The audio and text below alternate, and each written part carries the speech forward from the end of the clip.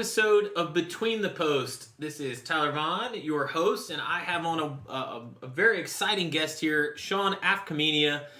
Obviously, Sean, we'll let you introduce yourself in just a second, but I'm hoping that I did land the pronunciation of the last name this time around. Yeah, actually, I was about to say good job. Well, what the listeners don't know is that I spent the last 15 minutes saying that out loud to myself. So we have on Sean. He is the CEO and technical director from the Footy Factory that is out in Texas. We'll give him the microphone in a second, and we're looking forward to this conversation. So we have taken about a week off after the massive Hurricane Florence. We have survived in North Carolina, so we apologize. We were a little bit lazy last week, but I was not to make light of the situation because a lot of people are going through a lot of crazy stuff. We did take a week off and prep for that, but we are here. We are ready to go, and we are excited about this wonderful conversation. So prior to handing it over to Sean, I think that we came about this conversation from the standpoint that Sean and I both agree, and we've had many conversations leading up to today's episode about what we need to be doing differently in the United States from a developmental standpoint, a youth standpoint, and then more importantly, how we can go about trying to evolve the game of soccer and make an impact to the next generation of soccer players in the United States. We're looking forward to this hopefully being the first of many episodes with Sean and maybe some of his staff and his team over there at Footy Factory to get on, talk to us, and work through some of the wonderful things they have going on. I'm excited for this, and I hope, obviously, and I know all the listeners are as well. Sean, we'll hand it over to you. Give a little bit of background about yourself, and yeah, man, I'm ready to go and excited for this. Awesome, yeah. First of all, thank you for having me on. I really enjoy doing things like this, just having conversations with other like-minded people in the industry and just, taking in as much new information as I can just to help me understand my ideas better and also to learn more new ideas as well. So I guess just to give you guys a background, I am from the Dallas area. I grew up playing in the Classic League here, which is one of the top, youth leagues and areas for youth soccer in the whole country. And so, the competition is really high here. And I thought going through high school and getting ready to play college at West Texas A&M that I was prepared. And, when I got there and met all of my foreign teammates at West Texas A&M, I just realized, man, they had gotten such a much more in-depth background, technically, tactically, even physically probably, that the American players just had never gotten before.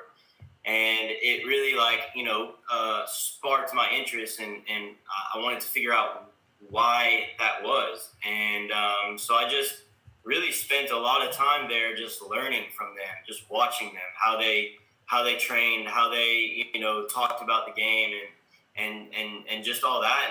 And it helped me kind of figure out what was missing and what I didn't get growing up. And so, I got to my senior year in college and for my capstone course for my business degree, I had to develop a fictitious business plan. And what I did was I had an idea for Footy Factory, which started as a soccer-specific training facility only. And so I put that together, kind of had an idea of what I wanted to do after college. And I thought the best way to set myself down that path was to start working at a local facility, managing the facility, learning the industry.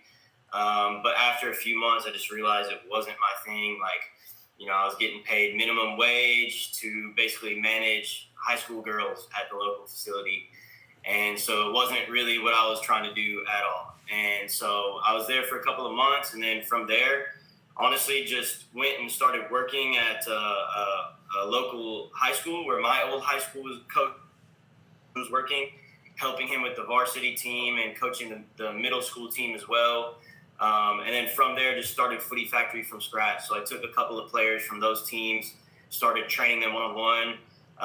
Then we got into a facility. We had officially registered the business, got into a facility, started forming different classes with different age groups, got into a better facility, started, putting camps together and other programs. and then, also some small-sided teams as well. And then year 3, so we're in year 5 now. Year 3, we finally organized our first official FF Academy team. So teams that competed on an outdoor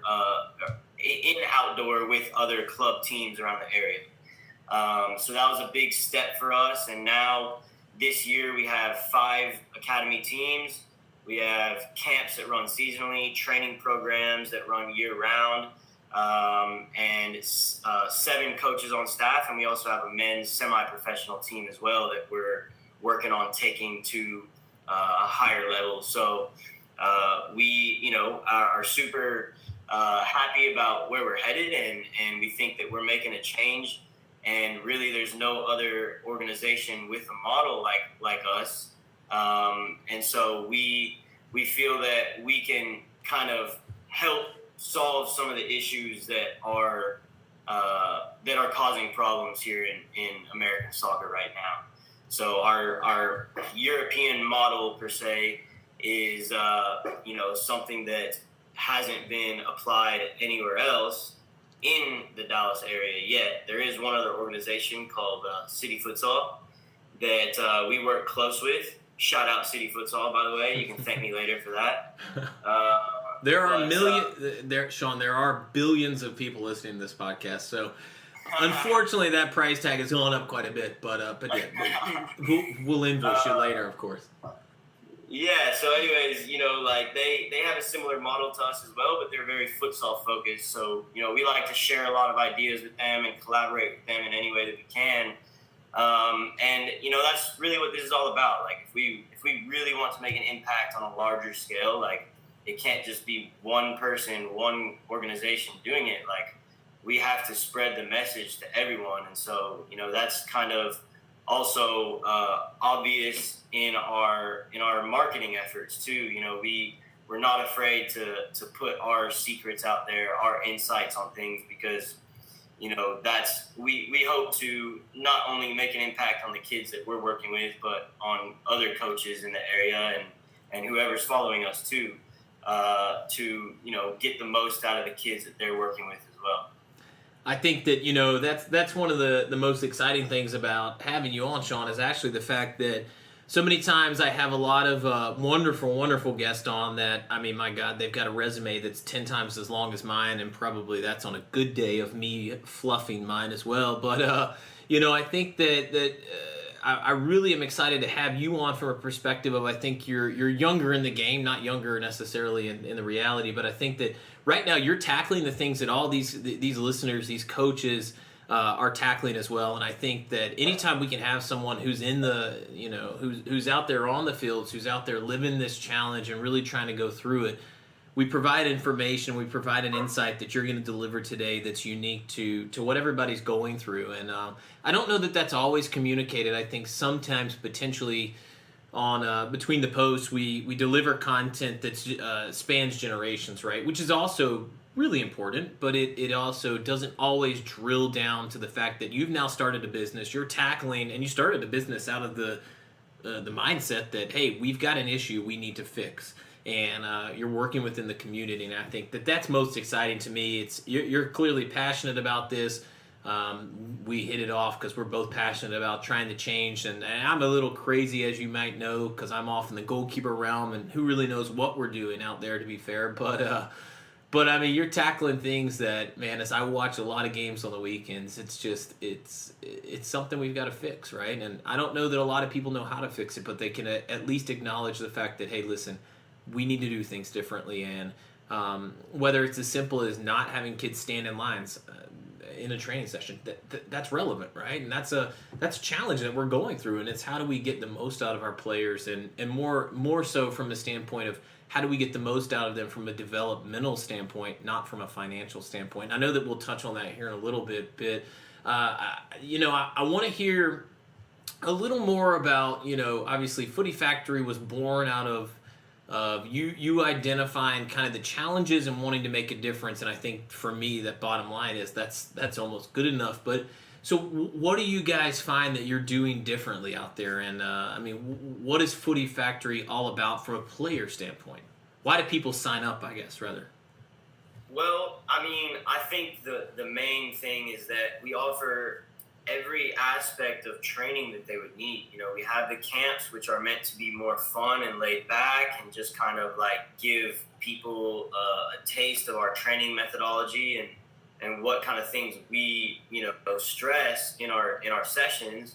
But then we also have personal training, so you can hire any of our coaches for one-on-ones. We have group training classes that are on a monthly membership basis that run 6 days a week. So, you know, you can literally come and train with us every single day. And then we have keeper training twice a week. We have also team training. So other school teams, rec teams, club teams, even higher level academy teams. We've even had like adult teams train with us.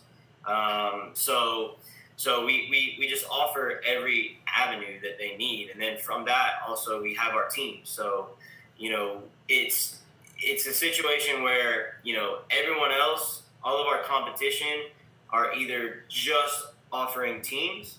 So it's just a club of teams that just all wear the same logo. Or they just do, you know, little classes here and there, or they just do goalkeeper training, or they just do one-on-ones because it's just one guy, or they just do camps every now and then. So, you know, we have all of it. And I think that's the main thing that separates us and is the biggest draw for people because, you know, for example, like our academy team players, they don't then have to go outside of their organization to get their individual technical training. They get that with us. So there's no reason for them to go anywhere and spend more money. We just offer more value than other clubs. Yeah, I think that's one of the things as I was looking through that. And, you know, we want to make sure that we're really clear here. So this isn't to push the Footy Factory. We want to make sure that what they're doing differently is why Sean and I are having this conversation. So I want to make sure that that's above all else loud and clear for anyone listening. It's the and we'll get into that in a little bit more detail later on, but it's you hit on it though. You said the more it's that more bang for your buck, right? I mean, it's, you know, so many times in a lot of clubs, and they're not all bad, don't get me wrong. We're not, I always feel like I'm blasting clubs on here, and I work for one, so that's never good business. But you know, it's one of those things that with you guys as I've looked through it, and you and I have spoken, I hear loud and clear is it's parents know what they're getting and players know what they're getting, right? It's you know that, hey, listen, if you want more, you can get more. And I don't know that that's always as available for so many players out there throughout the United States and the club structure at the rec level, developmental, wherever they might be. So I love that. I mean, I think that allows the players who have the means or the players who have the time to devote to it to get more, to put more time in. And I think that you're getting more value for your training and for your money. And I think that's a wonderful model. I definitely do agree with it compared to what I'm seeing so many times at so many clubs, not just the one I'm at right now, but I mean, it's so many different clubs out there. I mean, it's show up for an hour and a half. The first 30 minutes are rondo, knock a ball around in a circle, and then all of a sudden it's, I mean, I'm being a little bit, might be being a little bit negative here, but it's, you know, I don't know, 6v6, boom, you're done. Have a great evening. We'll see you in another day and a half. So, No, I mean, you're pretty much spot on. Like, that's what I noticed with a lot of other training sessions, and especially for higher level teams too, which is shocking to me. But most of their sessions consist of just playing and just scrimmaging. It's like, when are you actually teaching them anything? Right. And so, you know, obviously you need that play phase in your sessions, but you got to give them an opportunity to, you know, apply whatever it is that you're working on in training. And if they're not actually being taught anything, then it's just pointless play. Right. So it needs to be directed. And I think that's what's missing right now. It's just, you know, good quality training sessions run by knowledgeable coaches. Yeah. So, I mean, one of the things that I think that obviously we want to touch on here and we want to talk through because it is applicable to a lot of the listeners out there, whether they are coaches at the recreational level, coaches at the club level or beyond, is from a youth sports standpoint, we know we're not at a crisis. Let's not get dramatic about it, but we're at a turning point, I think, in our development as a country.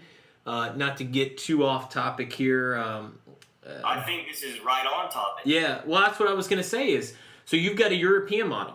So tell me and tell everybody listening and explain and let's talk through why is the European model right now better than the U.S. based model? I mean, why the European model, rather, I guess, and what's the differences? Help us understand. I mean, really, like, the main thing is just the school-like setting, the institutional, like it's just a more in-depth level of training than we get here. And, a lot of that is down to the culture that we live in. Kids don't like go out and play every day. They don't, go and train every day for sure. And that's, so for us, we do have kids that train 5 days a week. It's not uncommon, and we're working to kind of like change that culture a little bit within our community. But yeah, I mean, I think that you're right. We're not in a crisis. Like, everyone saw this coming, us not making the World Cup and all that. But we are at a point where people are more open to change, and I think that we're entering, the market. I mean, this is year 5 for us, but we're coming in at just the right time. Right. Because, like I said, people are more open to change, so they're willing to go a different direction than just being with the big club just because they, are the most well known. And, I say that because I did the same thing when I was a kid. Like, I wanted to play for the biggest club team just because, I thought that was important. But I realize now that it's not at all. So talk a little bit about. So I want to hear your perspective. We had talked about this earlier on. Talk a little bit about your personal experience. So, I mean, obviously the European model you talked about when you were going into college, thinking, "Yep, I'm ready to go. I'm prepared." And I'll tell you a little bit of a story of my experience going into college. So obviously is, the same exact thing where I'm going in and so I'm a goalkeeper. I'm going in my freshman year and first day, we're doing, I think it was the first evening, actually, as a matter of fact. We moved in training on the first evening, intros, all that good stuff. I think we even just played like an 11v11, to be fair. I don't even know that we did anything really other than that, but we played the 11v11 and I went up for a save, just a simple ball. I mean, a ball in the air, went up nice and easy, so one would think. And I had a 6'5" Polish international come in and just introduce me to college soccer like you've never been introduced in your life before. And I mean, I'm in bits and pieces, and I'm thinking, holy crap, what have I got myself into? But I mean, it's that mindset, right? And you have touched on that, and I'd like to see kind of your perspective on, why did you feel that you were unprepared, and obviously, how are you addressing some of those feelings that you personally went through with the young players? Because I know you do have a lot of younger players, and obviously I know you got some older players as well. But with the younger players, how are you trying to prepare them for maybe not college, but for competitive play as they continue to evolve? Yeah, so the main thing for me is, in between my senior year of high school and, freshman year of college, of course, I spent that whole summer lifting weights, trying to get bigger and stronger and faster for the college game. And, to be fair, that, is very important in the American college game. But what I realize is, these other players that are coming in from different places have the physical tools, but their technical tools were already sharpened. And so that I think was the main thing is, for me as a player, when I was a youth, like, I was always very smart and instinctual. Like, I could understand where pressure was coming from and turn away from it and find space, find passes in behind. Like, I was good at, just the understanding of the game in its total, but the actual hard technical side of it, I never had that kind of a training before. So, for me, it was like I was capable of doing some things, but it was the consistency in being able to do it. And so, the fact that I spent my whole summer just doing strength and conditioning didn't allow me to polish up the areas that were the most important, which is my ability to manipulate the ball. Right. And so, I think that For one, there's no other places where you can get that kind of training here in Dallas, like for a college level player. And so I didn't really understand that there was any other option. So now, like with us, developing these college classes for kids that are coming in their summer off seasons and winter off seasons, they see what we have to offer and they're like, wow, I've never even had this kind of training in my whole life before, Right. And they all like, it's so the training that we offer then is every session and every exercise is going to incorporate an element of technical, tactical, and physical in it. So we're training them with the ball. They're getting comfortable using, both feet, every part of their foot, with, as far as dribbling, passing, receiving, shooting, all that. But then there's a tactical element where, we're training them mentally. So, they're reacting to colors and numbers and solving problems within the exercises in order to just, expand their mental capacity to make it easier to make decisions whenever they get to real game-like situations. And then the last thing is obviously the physical aspect. So, whatever we're working on for that session, whether it's, if it's dribbling, for example, then we're going to do something that complements that. So, some ladders, footwork, different changes of direction, just getting their feet moving, to be able to then translate that to the same movements on the ball. So having that training where you get all three aspects in it is the key. And, when I was coming up into college, I was only training one aspect of it. And so you got to have all three. Yeah.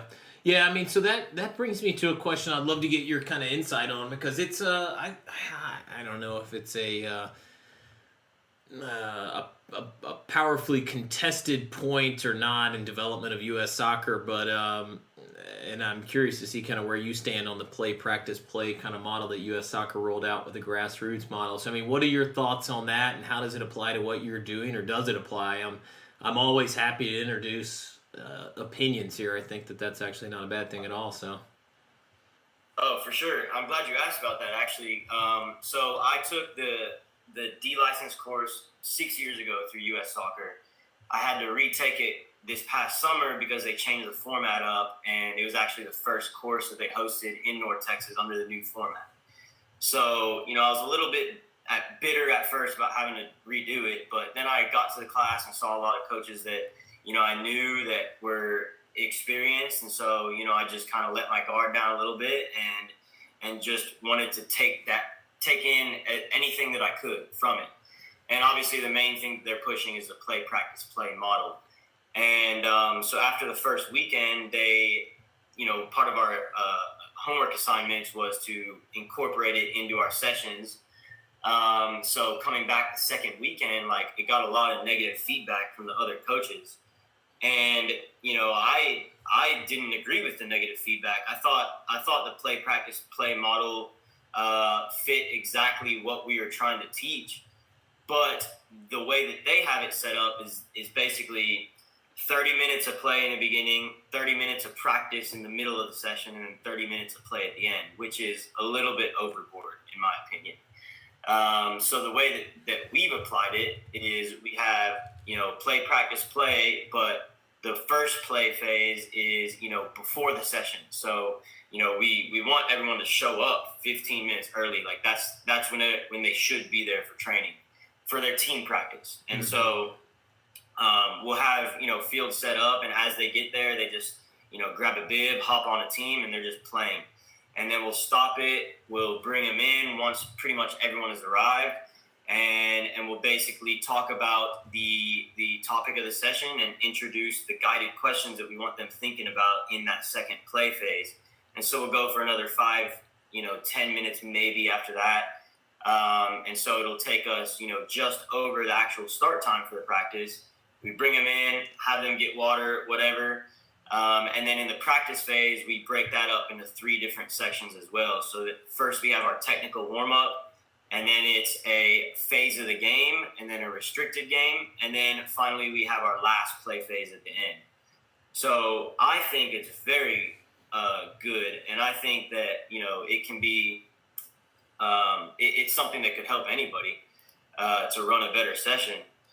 So for us, it just helps us to be more progressive within the session and also through the curriculum as well. Yeah. So it leads into the next thing that we do. Yeah, I mean, I think that, so one of the things I spend time talking to everybody here on the show, and it's, I joke with everybody, and I think I told you this too, that every conversation I have just completely screws me up even more, to be honest, because then I'm going out and I'm looking at training sessions that next week or that next day, or I'm reflecting on something I saw the night before, and I'm thinking, oh my God, what are we doing? And I'm completely upside down in all that I'm hearing and seeing, and it's all wonderful, but it's all obviously a retrospective time for me to kind of look back at what's going on. But I think that the bottom line out of everything I hear from anyone, and I believe it too, the same, but I think it's great to obviously hear other people, reaffirm what you're thinking, which is actually a lot about what this show is all about for listeners.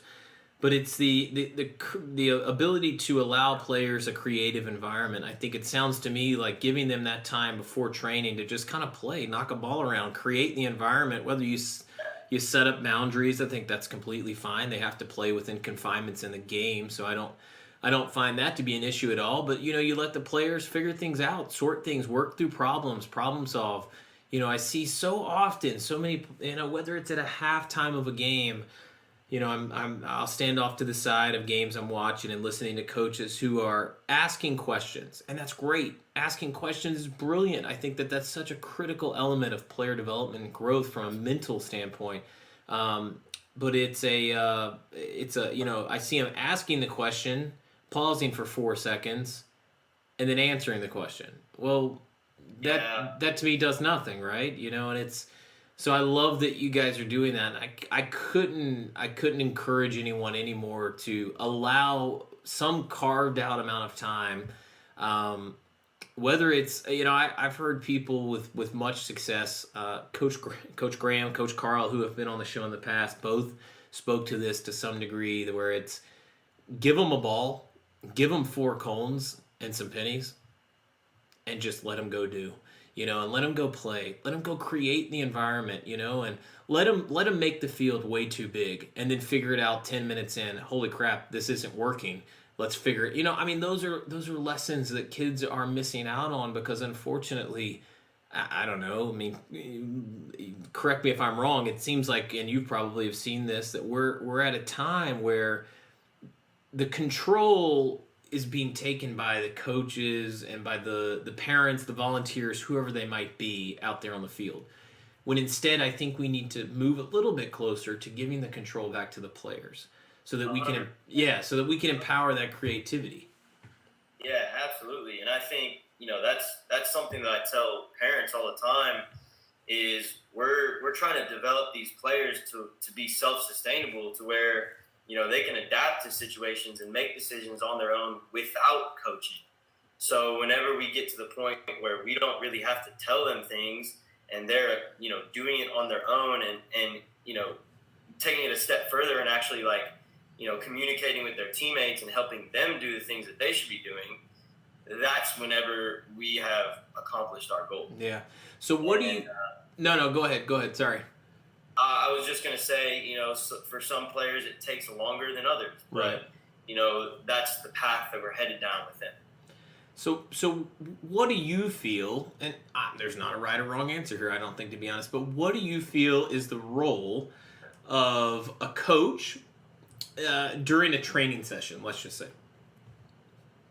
That's a tricky question, and just for anybody listening, I did not give him this question beforehand, so we'll work through this together. But yeah, I mean, to answer that one.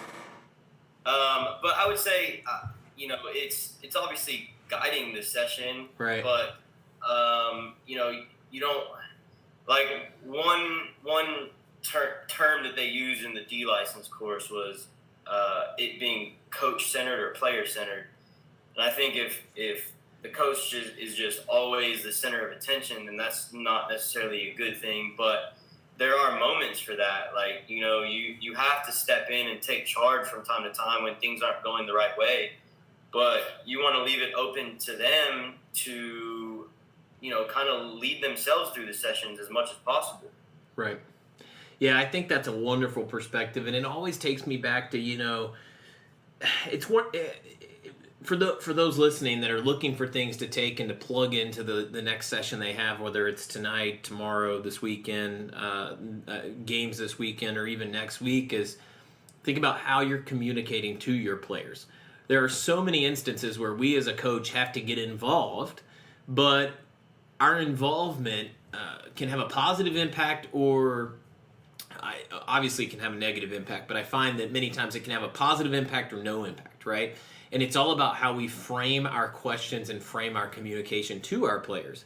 Are we asking them questions that lead them to the responses? Are we setting up an environment where we've already built the foundations? And you and I were talking about this earlier, which is, and I forget how you phrased it, but it was really good. It was, you're giving them the cues, and I don't know, I can talk from goalkeeper training because we're all crazy and that's what we do. But it's I had a session the other evening where the topic was the 3 C's.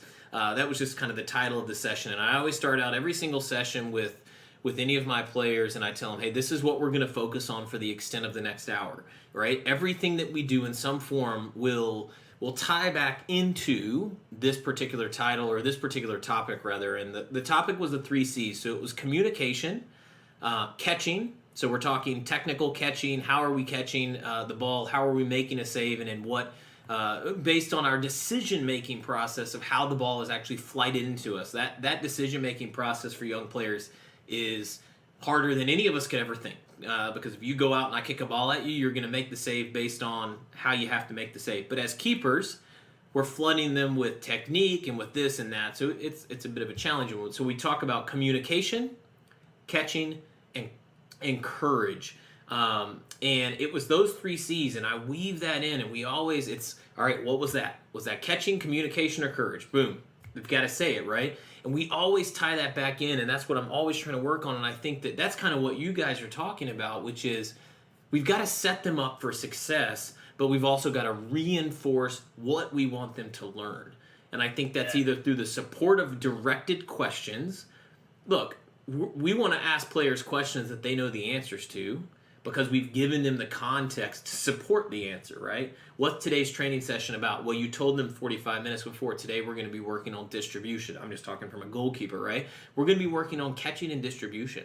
So when I ask them a question down the road, we're directing it and tying it back into the topic of the actual session and the focus. So I think that's a big thing that I can encourage. I'm just coming from a standpoint of seeing it. And I know you're kind of saying the same things, and I'm seeing it so many different places out there where it's halftime speech. Hey guys, what happened? How were they beating us? A 2-second pause. Yep, that's right. We were too spaced out and open between the lines, and there was just a lot of space out there on the field. Okay, but yet again, even let's dig deeper. How is that giving me a solution to the problem as a player, as a 12-year-old, right, or a 13-year-old? What am I supposed to do with that? You know what I mean? Yeah. Hey, that's definitely a tricky part of it, like asking the right questions. And, obviously I struggle with that from time to time, very frequent. Like, it's a regular thing, like, just trying to frame it the right way to get the response you want from them. Right. But that just comes through repetition and just doing it, and just making that a focus of your team talks at all times. Yeah. No, I think that's such a vital portion of this growth, this development from a coaching standpoint. We talk about so many different things, and I mean, yes, the game has evolved from a tactical and a technical standpoint, but in reality, it's the same game we've been playing for a long time. Yes, it's evolved. Players have got stronger, they've gotten faster, and especially in the United States, soccer is never more alive now than it was, 100 years ago, obviously, and it's becoming more mainstream, and I think that's a wonderful thing. But also, it provides, and again, this is something you and I touched on, it provides an opportunity for those looking to take advantage of the flood of involvement or people looking to be a part of a club or whatever it might be, right? To get their kids somewhere to spend an hour and a half, right? But But anyways, I think that it provides an opportunity for a lot of people to take advantage of the fact that we have an influx in soccer players and an influx in soccer hype in the United States right now. And I think that guys like you that are out there that are, look, listen, we're going to go back to the basics and we're going to make sure that we're doing things no matter what. We're doing things the right way. Listen, could we grow a lot faster if we were doing them the wrong way? Yes, you could for sure. And I'm sure that's something that you think about on a daily basis. But it's not about that, right? At the end of the day, it's about what are our goals. And I think that the wonderful thing about having you on and why I think you and I hit off to begin with on this is you guys are doing it the right way. You're tackling the problems that you're facing, and you're willing to allow kids time to evolve and to grow. And I think that's one of the things that we all have to do a better job of, allowing kids the opportunity to make mistakes.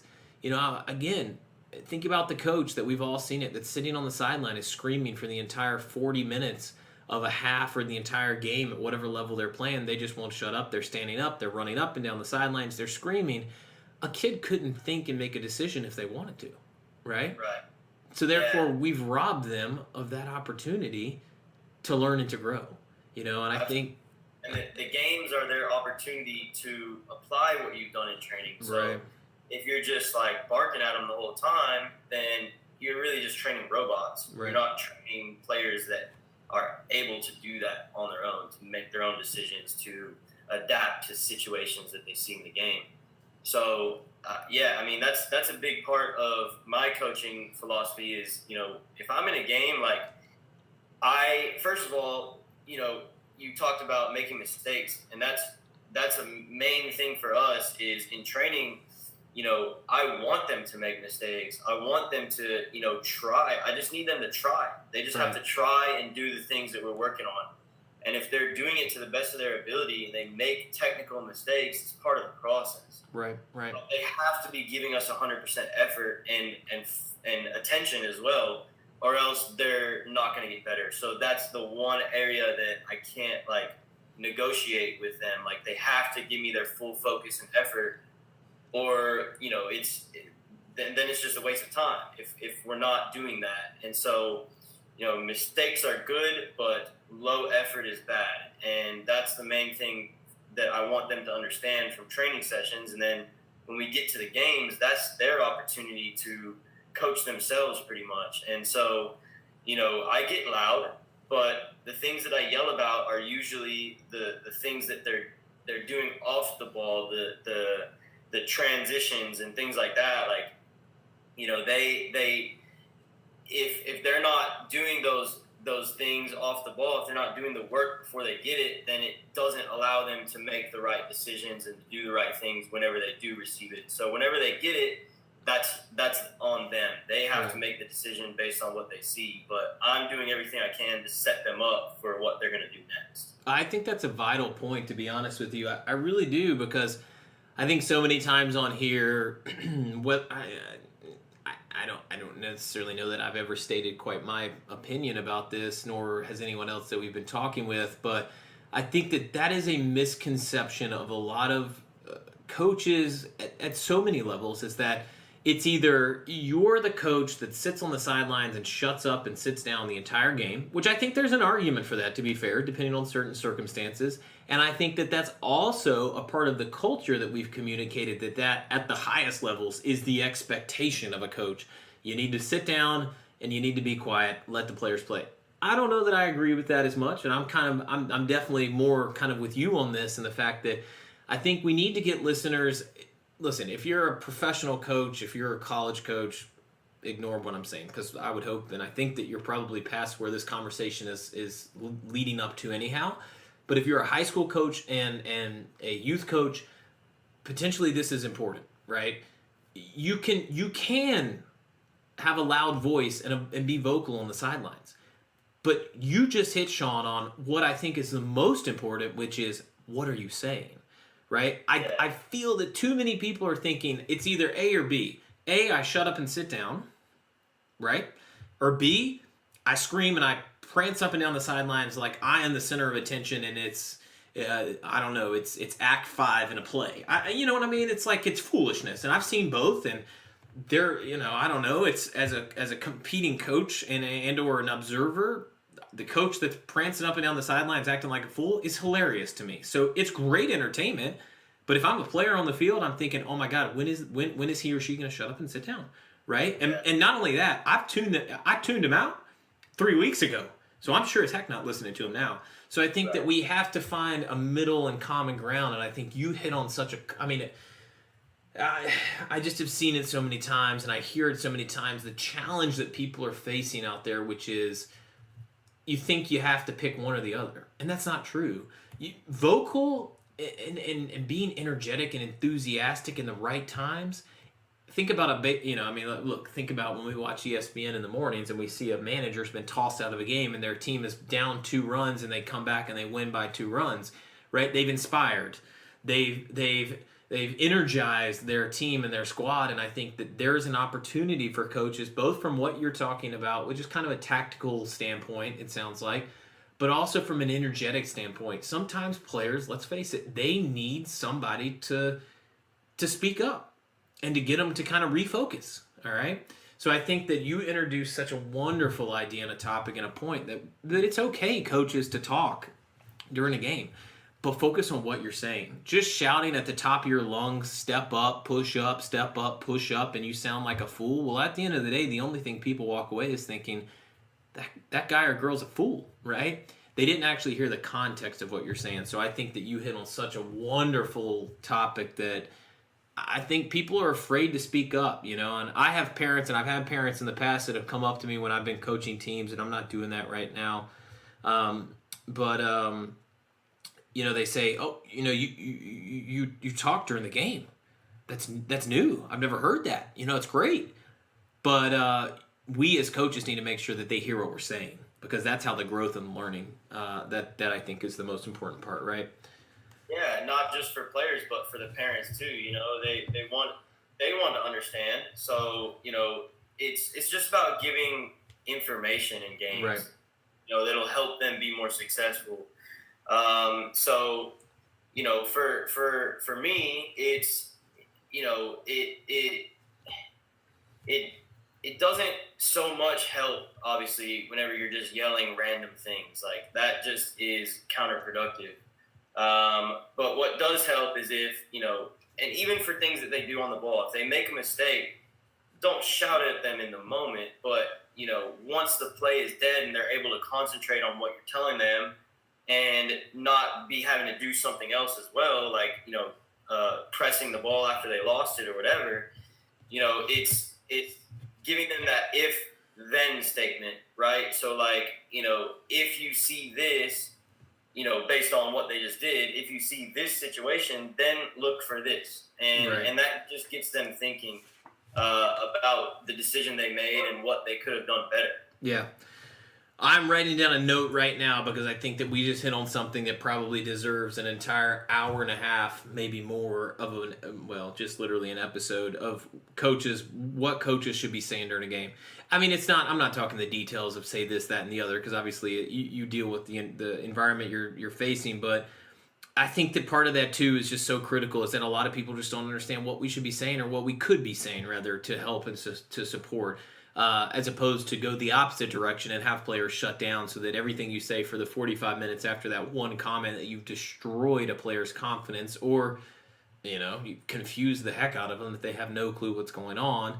I think that right there. So I'm writing that note down. That's a wonderful topic. I mean, think about it at halftime, right? I mean, I see coaches out there, I can't even keep up as an observer, a neutral observer, when I'm listening to halftime speeches, and I'm thinking, my goodness, I don't remember what they just said, and I can't even follow what they're saying right now, and I don't have to go play in 3 minutes from now. And I think that that's a wonderful episode. Maybe we'll loop back on that and kind of tackle that and wrap our heads around it, because I think that, that's something that could really help people out there. One of the things I'll never, ever forget as a coach, and it was coaching high school, and I was still in college playing, but I was also coaching too at a local school up in the Boone, North Carolina area. But I was an assistant coach, and I was doing some goalkeeper stuff, and we had this guy, coach, come in, an older German, Elric is his name, pretty infamous in the area, as a matter of fact, for many different reasons. But very much the German mindset. We'll leave it at that. But you know, at halftime, he always looked at. There were three coaches with the varsity team, and we always, as we were walking over to meet the team, kind of down in the corner, he always said, "All right, three things." So one for each of us. So we chat through it really quickly and make sure there were no complete overlaps and copies. And I'll never forget that, because you know, he was a teacher, I was a teacher, I was getting ready to be a teacher at the time. But I mean, we wouldn't do that in a classroom. You wouldn't ask you know, a student or a player for this matter to remember and memorize 70 different things and then go and do it 10 minutes later. It's impossible. But he always said three things, and that I'll never forget that. But I think when we talk communication, it's and we talk about what you're doing on the sidelines, it's very deliberate communication. It's not talking, and I say that all the time with other coaches and also with players, especially with goalkeepers, that talking and communication are two different things. Talking is loud. Talking doesn't convey a demand of any kind from a goalkeeping perspective, but communication conveys an action and what you're expecting of the person who is receiving that communication. And I think as coaches, we have to remember that as well. So that, hey man, I don't know, that kind of randomly came to me. I'm like, goodness gracious, this would be so beneficial to us to talk through kind of what we should be, you know, communicating during a game, right? Do's, don'ts, and everything in between. You know, I don't know. Hey, idiot, step up is probably not the right direction to go. But I'm going out there on a limb. I don't know. That's not going to be productive. That's a bad business model. Do not do that. But man, yeah, no, it's interesting that you say that, because I actually just read somewhere about, you know, just the law of three and how we can only like really remember things in threes. Yeah. And so you can't give kids like 10 different actions that you need them to remember. Like, it's just not possible. You know, the way that we have our curriculum set up for our team trainings or our team, like our academy team practices, is basically, it's in 4 phases. So we're touching on each phase of the game: attacking in our half, attacking in the opponent's half, defending in the opponent's half, and then defending in our own half. And obviously in every single one of those phases, there's a transition moment involved. Right. So with that, you know, right now we're in the first phase. We actually just completed phase 1, which is attacking in our half. And the three, actually, we then introduced a 4th one in the last 2 weeks. But there are 4 main actions that we want them to accomplish in that transition moment, in that 1 or 2 seconds where we've recognized that we've won possession of the ball. And that is first to open up away from pressure, find your passing lanes, move to support the ball, and then the last thing that we introduced was look to find where we have numbers up, where we have advantages. And so that then just leads into the next phase. So now we'll start with finding your advantages and then talk about creating advantages, changing the point of attack, and going forward to create chances. So in each one of those phases, each of those 4 phases that we'll work on through the curriculum, there's always just going to be 3 or 4 actions that we need them to remember and to execute. And those 3 or 4 actions are stressed and they're repeated over and over and over again throughout the entire 4 weeks that we're covering that phase. Mm-hmm. And then any games that we have during that phase, that's also all that we're focusing on. So, you know, it's a good example. This past weekend, I had a game with my under 10 boys. And, you know, we're working on attacking, building out of the back. And, you know, they've already been with me for a year and a half. So they're pretty, you know, it's a decent team. We're, you know, up there with some of the best teams in our age group in the area. And, you know, so they were getting out of the back, creating chances every time. But they could not finish to save their lives in this one game. And so we, you know, hardly pulled out a win against a team that we really shouldn't have trouble with. And, you know, obviously it was frustrating to see that and to see us create so many chances and miss so many opportunities. And obviously, you know, there was a time for me to touch on that at halftime. Like, hey, whenever you get in front of goal, you have to just focus on your technique, stay composed, just find the corner. But, you know, within the game, like, I can't be coaching that part of it just yet because we haven't worked on it yet. Right. And the fact that they were able to get up to the point where they created the chance is the most important thing. And they did that successfully every single time. So that got us closer to our main objective. And that's all we should be looking at. The result doesn't matter. And it doesn't matter if we, didn't score all the goals that we had the opportunity to. So all that matters is, are they accomplishing the things that you want them to accomplish within that phase? And then once we move into the next phase, which is attacking in the opponent's half, then you still want them to successfully build out of the back. But then once they get in front of the goal, now we're putting more emphasis on them actually creating a decent chance and getting a shot off and getting a good shot off at that.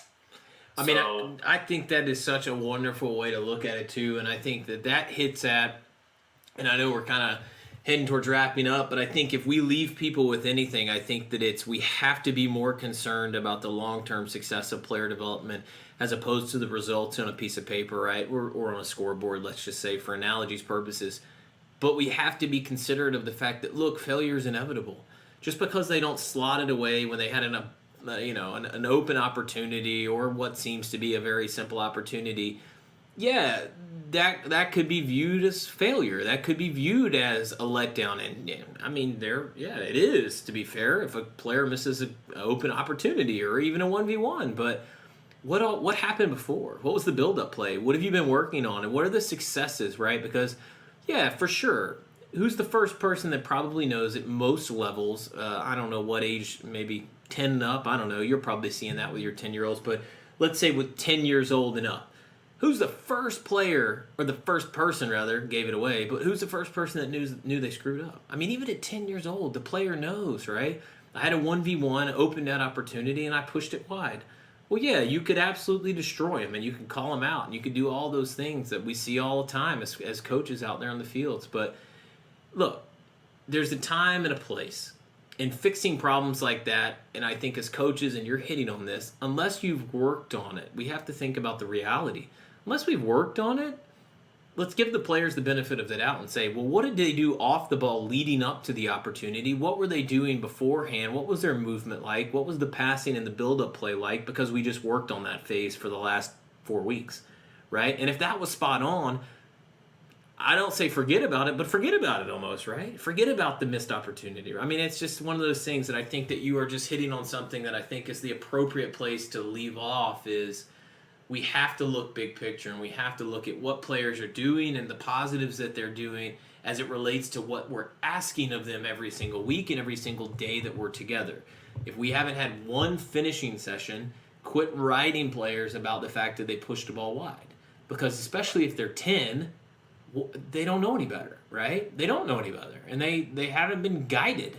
So I think that, to me, man, it hits something I'm super passionate about, and it hits something I've heard so many people like you that it's kind of like we're shaking the system, I guess, is the only analogy I have to really offer. We're shaking the system, and we're trying to shake everybody into the fact that, listen, we've got to allow players a platform to make mistakes, but obviously point out the positives that they're doing, that we trained, again, like you said, for 4 weeks. If the build-up play is spot on, pushing the ball wide, that sucks, but it's acceptable because everything else leading to that last moment, that right there to me is what success really looks like.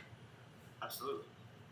I love it. Well, so I mean, tell us a little bit more if people want to find out more and they're in the Texas area, but if they want to find out more about you guys, and obviously I know you love supporting and chatting with people and want to find out anything more about you guys, where can they go to find out some more information or even connect up with you? Yeah, so if you visit our website, it's www.footyfactory.us, and that's footy of FOOTY. And obviously all of our contact information will be on there. You'll kind of give you an outline of our programs and things like that. But also through social as well. We're big on social media. Instagram, we're at Footy Factory.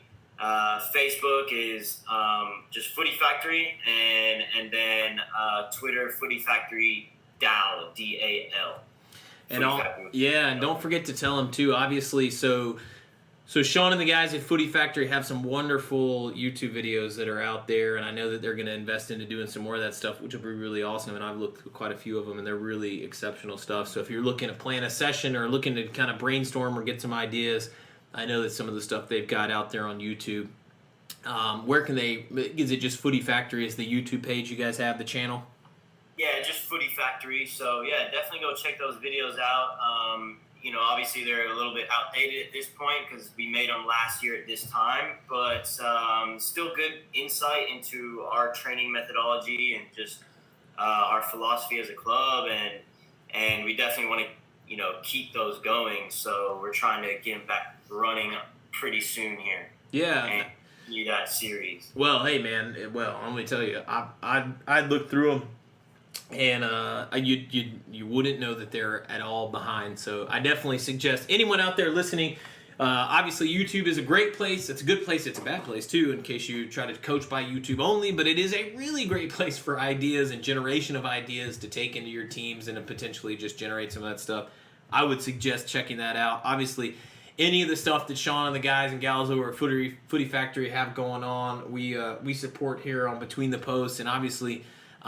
We are excited to not necessarily close today's conversation and close today's episode, Sean, but obviously looking forward to hopefully having another one soon. I think that with your knowledge and your expertise and what you guys are doing is definitely evolutionary, and I think it's evolutionary from the standpoint that we need to be there, and we need guys like you that are going out, you're creating a movement, and I find that you're identifying the problem. You're taking it upon yourself to go out and solve it, and you are going one player at a time. And everything about what we do on this particular podcast, it's all about, listen, having millions of people listening or even tens of thousands of people, that sounds great. Maybe that strokes my ego a little bit and I feel good about myself. But in reality, that's not what it's about. And that's not what we care about. And I think very much like what you're doing is you're taking one player and you are changing one player's experience, and you are growing one player. And you're going one player at a time, and you're understanding the fact of what we understand, which is if we have one person, one coach that listens to this episode, we know that we have impacted them in a positive way. And we know that that one coach or that one player then goes out and they impact others. And then obviously we scale it from there, and we have one coach impacting 18 players. Those 18 players become coaches one day, and they impact the next generation. And that's exactly what you're doing. It's exactly what Footy Factory is doing, and obviously we're very supportive of people like yourself that are going out there. You're making the change. You're taking it into your own hands, and we couldn't be more excited to hopefully have you on again, and obviously very humbled that you spent some time with us in a very busy day, I know, for you guys out there. Hey, for sure. I really appreciate your time as well, and I definitely look forward to doing more of these in the future because we only just scratched the surface. So the more conversations we can have like this, the better. Yeah, I absolutely agree, man. And I thank you for being on, and I thank Footy Factory for spending a little bit of time with us today. Definitely go check them out. footyfactory.us. We obviously know they're all over the place on social media. Great resources out there as well. Great place to go check things out. And tons of smiling faces on kids with a soccer ball at their feet, and there's nothing better than that. So this has been another episode of Between the Post. Sean, we really greatly appreciate your time, and we are looking forward to another opportunity to speak with you. Thanks so much, Tyler. Thanks, guys. Alrighty. We'll talk to everyone next week on Between the Post.